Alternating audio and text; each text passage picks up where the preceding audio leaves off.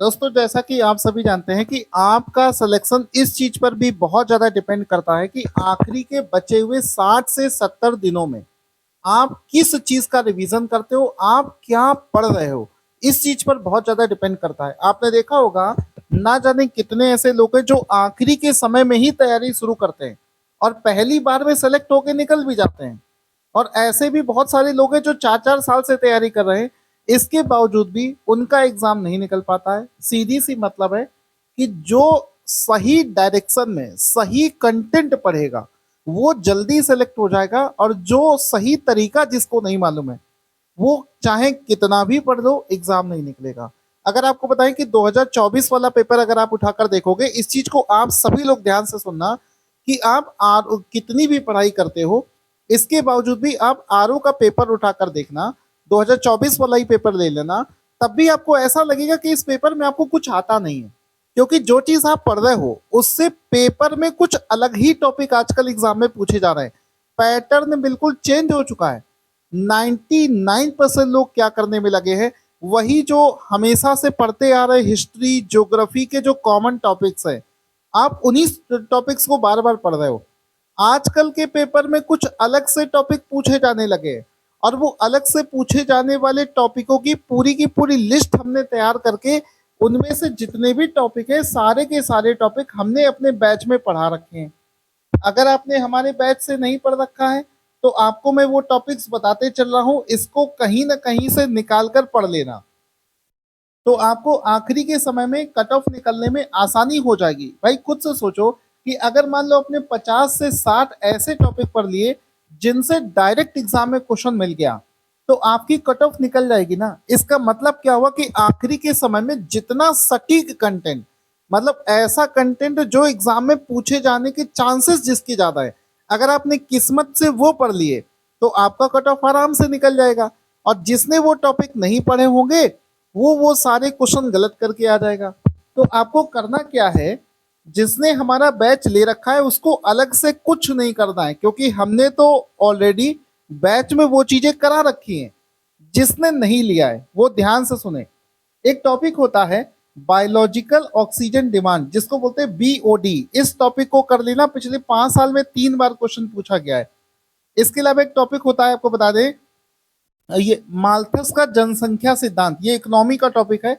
हमने अपने ब्रह्मास्त्र में इसको करा रखा है। माल्थस का जनसंख्या सिद्धांत हर साल इससे क्वेश्चन पूछा जा रहा है। इसके बाद में एक टॉपिक आता है सस्टेनेबल डेवलपमेंट गोल्स, यानी कि जो 17 सस्टेनेबल डेवलपमेंट गोल्स हैं, इसका एक पेट क्वेश्चन है जो कि बार बार रिपीट हो रहा है। इसके बाद में एक क्वेश्चन आता है फोटोकेमिकल स्मॉग क्या होता है। इस टॉपिक पर भी एग्जाम में क्वेश्चन पूछा जा रहा है।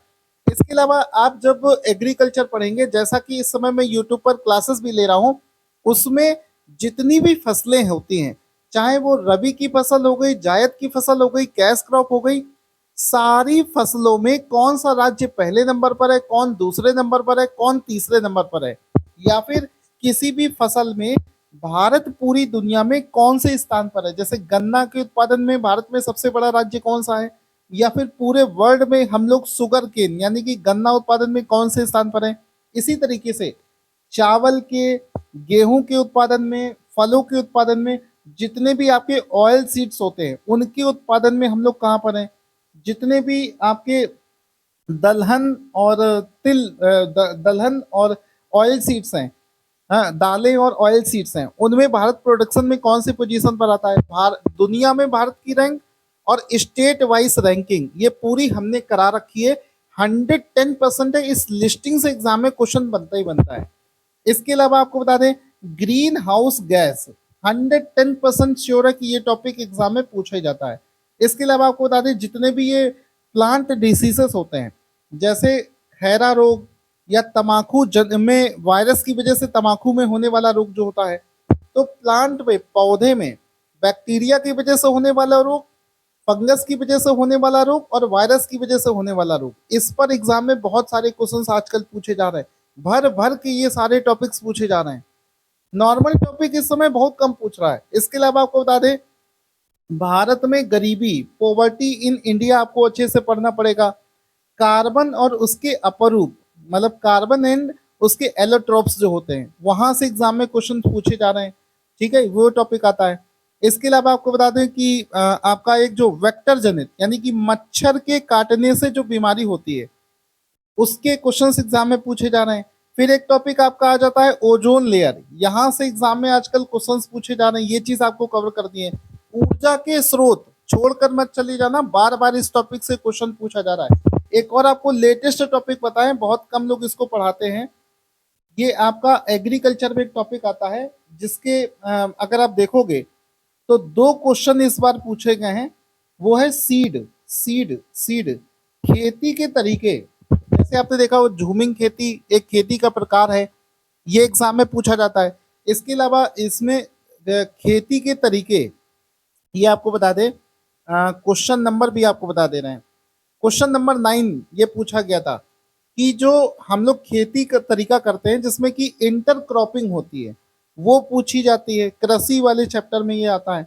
और एक और पूछा गया था, हाँ, जो सीड्स होते हैं, बीज होते हैं जिसका कई स्टेज होते हैं, breeder seed, certified seed, foundation seed और न्यूक्लियस सीड।